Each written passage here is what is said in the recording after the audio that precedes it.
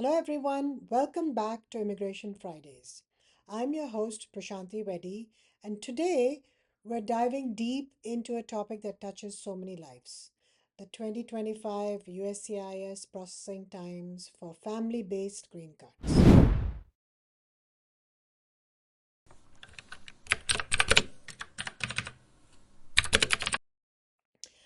I know the wait for family petitions can be incredibly stressful and uncertain. While you can't predict the future with 100% accuracy, by analyzing a few current trends and backlogs and potential policy shifts, we can get an idea as to what to expect for 2025 with reference to green card processing and with reference to, most importantly, the timelines. Because it's crucial to manage expectations and plan for your family's future, and this is possible only if you know what the processing times are. So let's break it down into different stages and categories for the family-based green cards. We begin as always with the I-130 petition for alien relative. This, of course, as you know, is the foundation step for almost all family-based green cards. In 2025, I-130 processing times largely remained the same as in the recent years. Processing time is about 10 to 12 months. Sometimes it can take longer, but the average time is about 12 months and sometimes 18 months. We like to say 10 to 24 months just to cover the entire range.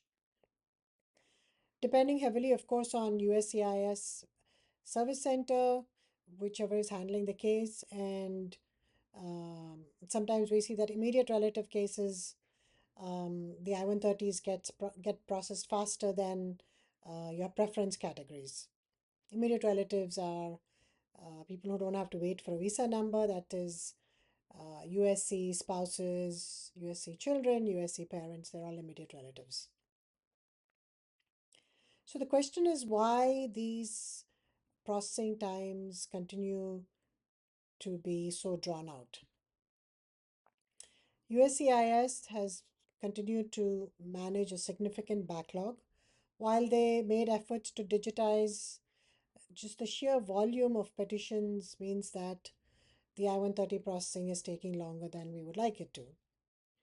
My advice for the I-130: file it meticulously, include all requested initial evidence documents so that you can avoid RFEs and increase the processing time, and be prepared, of course, for a substantial wait. Let's talk about the processing time vis-a-vis the Visa Bulletin and priority dates, which all go hand in hand. So once the I-130 is approved, for preference categories, meaning those that are not immediate relatives, we start that waiting game. This is dictated by the Visa Bulletin and your priority date. So it's critical.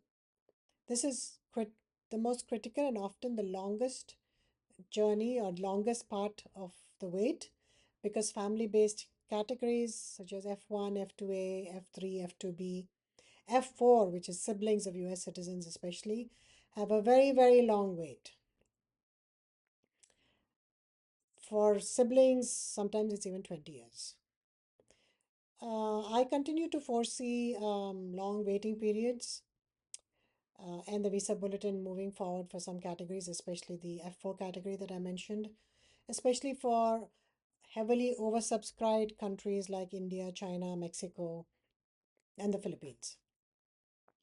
So for those countries and certain categories like F3 and F4, we are unlikely to see significant forward movement with reference to processing times in the Visa Bulletin, because the Visa Bulletin is based on demand. There's only a limited number of green cards issued every year, and about 140,000, and the demand is much more than the number of green cards available. So until the Congress changes the law, we will continue to see long wait times for preference categories. Some preference categories are not too bad, such as F2A, which is green card holders, spouses, and children. We see significant forward movement in that category. But in other categories, I think we should continue to expect long processing times because you're waiting for your priority date to become current. But it's important to look at the visa bulletin every month to make sure that you have an idea as to which way your dates are moving so that you can make plans.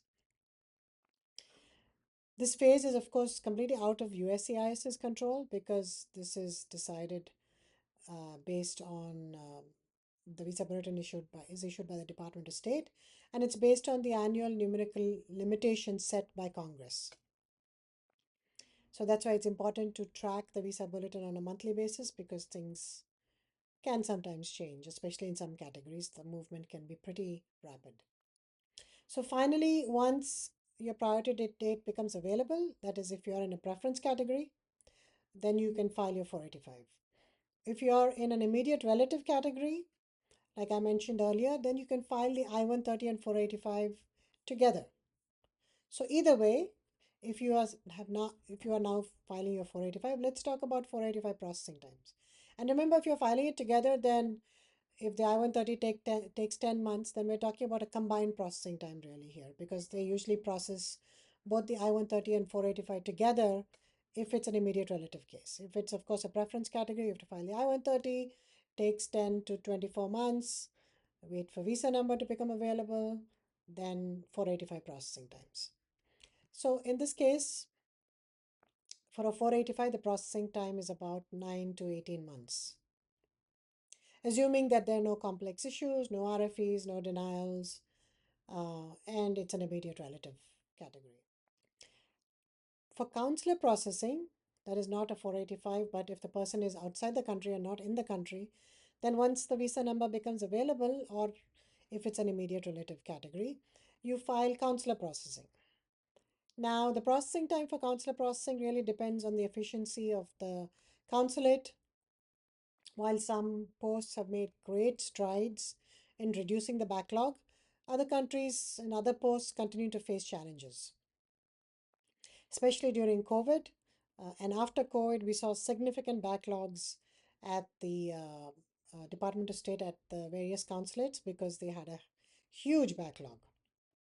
And family based cases, especially in Mumbai consulate, were not moving at all. There was several years of wait. But now things have become better, but we still have a certain amount of wait. So expect wait times for interview scheduling and for processing by NVC, National Visa Center. So the NVC first make sure that you have all the documents. Then once they know that you have all the documents, they forward the documents to the consulate. Then we're talking about the consulate scheduling your interview, and they have to have available interview slots, and accordingly you might see a wait time there. And that could be slightly longer than a 485 processing. It can take about 2 years for if it's consular processing after the I-130 is approved. Key factors to remember in both the 485 and consular processing is the more thorough you are in your initial filing, the lesser the wait, because then you don't have to worry about uh, requests for further evidence and then you sending it and then them reviewing it again. That is again a few months are wasted. So make sure you are thorough. And of course, the other key factor is the scheduling capacity for the particular post. They might be heavily backlogged and they might take longer to schedule an interview. So, what overreaching themes or key recommendations can I give for family based green cards this year? Number one, which is always the case, remain patient. The journey is a marathon, it's not a sprint. Mentally just prepare for long waits and plan accordingly. Two, meticulous filing, as I've been saying over and over again. And any error in missing documents, error in the documents, however small, can add months to your processing time. This is where an attorney comes in, and an attorney's expertise is invaluable because they do this day in and day out. They know exactly what documents to submit, and they're used to filling out the form as well. So they know, most probably when they fill it out, it'll be more accurate than when you fill it out. And also, attorneys have a process of conducting several reviews. Different people review the case, so you're definitely better off. You have chances of less mistakes being made if an attorney files it. Of course, provided that the attorney is good and follows all the processes. Number three, stay informed, especially on the Visa Bulletin for preference categories. This is your lifeline. Understand how to read it, what it means for your specific case, understand the dates for filing table, the final action date table, which table you need to use, which dates apply to you, what is your category, etc., etc. Plan for potential changes, last but not the least. Immigration policies can shift. While we don't expect that there'll be radical changes in the family based category, you never know. So always have contingency plans. And also, your personal situation might change because the processing time is so long. So it could be that you get married, then you move into a different category. Maybe your children turn 21, then you move into a different category. And your children may age out and not be able to even uh, adjust with you or get the green card with you. Then you have to plan separately for them. So these are all the things that can happen. You could change addresses, then you need to notify the consulate or USCIS, depending on where you are, with reference to your address change. If you have any problems with the law while the case is being processed, then it's also a problem because that can lead to severe delays in the processing time.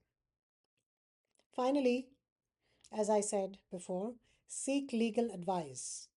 The intricacies of family based petitions are many, and an experienced attorney can guide you through each step, identify each potential pitfall, and ensure that your application is as strong as possible, minimizing delays. The desire to unite families is at the heart of all family based immigration. While the wait can be challenging, a well prepared and accurately filed petition is your best path forward.